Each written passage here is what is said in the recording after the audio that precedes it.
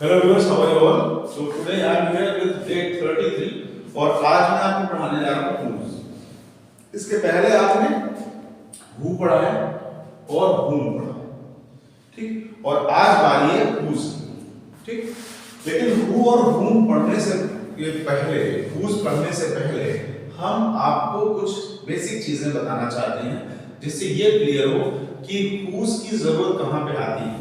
जैसे who को हमने जब पढ़ा तो who का की जरूरत थी सब्जेक्ट को जानने के लिए। जैसे कौन तुम्हें पढ़ाता है, who teaches you, तो उसका आंसर हो सकता था कि Ravi teaches you, Rahul teaches you, या मैं तुम्हें पढ़ाता हूँ, या हम तुम्हें पढ़ाते हैं, या तुम मुझसे पढ़ाते हो। और whom जो ऑब्जेक्ट को पता करने के लिए पूछा जा रहा था, और who जो है वो सब्जेक्ट को पता करने के लिए पूछा जा रहा था।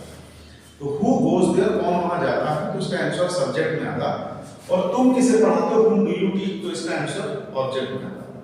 अब whose क्यों यूज होता है, इसको पढ़ने से पहले हम तीन चीजें और पढ़ेंगे आज, सब्जेक्टिव, ऑब्जेक्टिव और पॉजेसिव, ठीक है? केसेस, ठीक है? केसेस आपने पढ़े हैं, नहीं पढ़े तो रिवाइज कर ले और एक बार देख ले, ठीक है?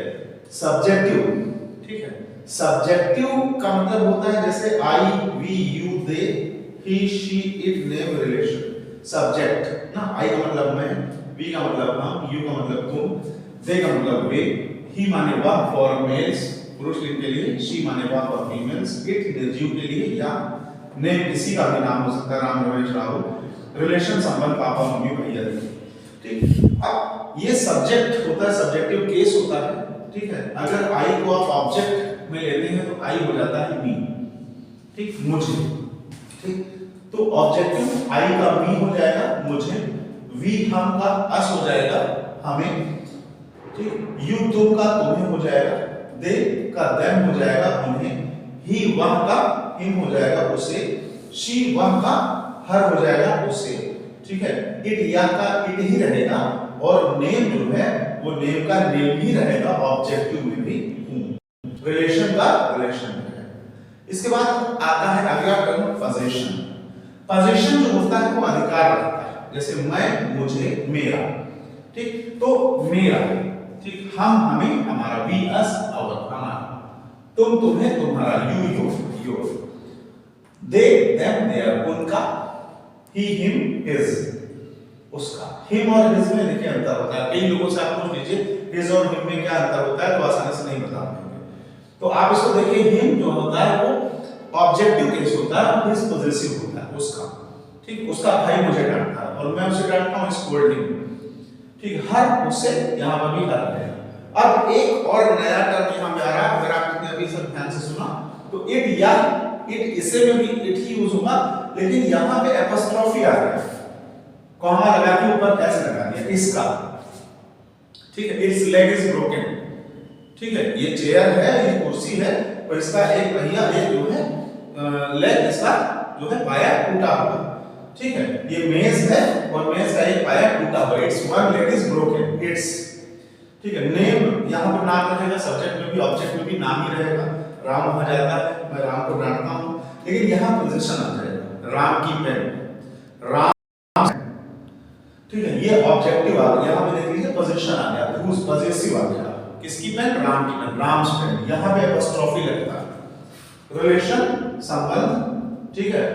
यहां पे आ गया पापा, फिर पापा आ गया, पापा वहां जाते हैं, मैं पापा से बात करता हूं, पापा's रूम, पापा का कमरा, पापा's रूम, पापा's पेन, पापा's स्कूटर, तो रिलेशन आ गया, ठीक? तो सब्जेक्टिव को जानने के लिए हम who का प्रयोग करते हैं, ऑब्जेक्टिव को जानने के लिए हम whom का प्रयोग करते हैं, और पोजीशन को जानने के लिए हम whose का प्रयोग करते हैं। अब इधर आ जाते हैं, ध्यान से देख लीजिए कि और पोजीशन दो तरह की होती है, सब्जेक्ट पोजीशन, जैसे मेरा भाई वहां जाता है, मेरा भाई वहां जाता है, ठीक है? किसका भाई तुम्हें पढ़ाता है, किसका भाई तुम्हें पढ़ाता है, तो यहां पर पोजीशन किस पर है, भाई पर, और भाई यहां पर सब्जेक्ट का काम कर रहा है, तो आ जाएगा whose brother teaches you, ठीक? whose brother teaches you, whose लगेगा सबसे पहले, फिर जिस पर अधिकार है वो लगेगा पोजीशन, फिर वर्ब की फॉर्म अकॉर्डिंग टू ग्रामर लगेगी, फिर object whose brother teaches you।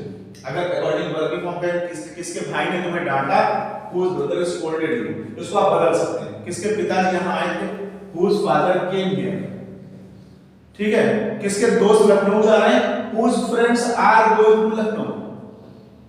ठीक, अब ऐसे ही सब्जेक्ट पोजीशन में हम ऑब्जेक्ट पोजीशन देख लें, whose में ही यहां भी whose यूज होगा कि तुम किसके भाई को पढ़ाते हो, अभी भाई को तुम्हें पढ़ाता है, अब तुम किसके भाई को, भाई यहां पे ऑब्जेक्ट हो गया, ये ऑब्जेक्ट पोजीशन हो गई। ठीक है, whose brother do you teach, whose possession, ठीक है, ऑक्सिलरी आ गया according to grammar, whose possession auxiliary जो है वर्ब ऑक्सिलरी, ठीक है, do does did has have, whose brother do you subject आ जाएगा, फिर वर्ब की फॉर्म अकॉर्डिंग करना, जिस टेंस में यूज कर रहे हैं इसके पहले आपने पढ़ा टेंसेस को पढ़िए फिर ऑब्जेक्ट। तो whose brother do you teach, अगर बोलना किसके भाई को तुमने पढ़ाया तो whose brother did you teach। आज आपने किसके पिताजी से मेरी शिकायत की, ठीक है, किसके पिताजी से, तो whose father did you complain against me। तो यहां पे बहुत आसानी से देख लें कि जो ये whose सब्जेक्ट पोजीशन होता है, बार-बार आपको सुनना पड़ेगा, समझना पड़ेगा, थोड़ा टिपिकल केस है, तो ये जो है who के जैसे ट्रांसलेट होगा, who की क्लास जाके देखिए जरूर एक बार वापस, और ये जो है सर ट्रांसलेशन होगा वो whom के तरीके से होगा, यहाँ पे क्वेश्चन वर्ड्स लगेंगे और यहाँ पे क्वेश्चन वर्ड नहीं लगेगा, वो क्वेश्चन वर्ड whose ही होगा जैसे whom लगता है। तो ये सिंपल ट्रांसलेशन। तो आशा करता हूँ आपको ये whose समझ में आया होगा, और अभी हम एक क्लास करेंगे जिसमें who, whose, whom सब पे कंपैरेटिव बनाएंगे। अगर सेंटेंस है कौन तुम्हें पढ़ाता है, who teaches you, तुम किसे पढ़ाते हो, whom do you teach, किसका भाई तुम्हें पढ़ाता है, whose brother teaches you, और तुम किसके भाई को पढ़ाते हो, whose brother do you teach। ठीक है, किसने तुम्हें डांटा, who scolded you, बहुत आसानी से चार सेंटेंस लिखिए, who scolded you, किसने तुम्हें डांटा। ठीक है, फिर तुमने किसे डांटा, whom did you scold। अगला बताइए किसके भाई ने तुमको डांटा, whose brother scolded you। Last में तुमने किसके भाई को डांटा, whose brother did you scold। तो बहुत आसानी से who, whom और whose में अंतर आपको समझ में आ जाएगा। लेकिन फिर से कहूंगा कि ये स्ट्रक्चर जो है सब्जेक्टिव, ऑब्जेक्टिव और पॉजेसिव को बार-बार समझिए और फिर whose, whom को देखिए, और जो ये क्लासेस जो who से स्टार्ट हुई हैं वहां से आप जरूर जो है एक बार रिवाइज करेंगे, जब who को समझ लेंगे, whom को समझ लेंगे तो whose आसानी से समझ में आ जाएगा। So that's all about today's class. Thank you. Have a good day, dear students.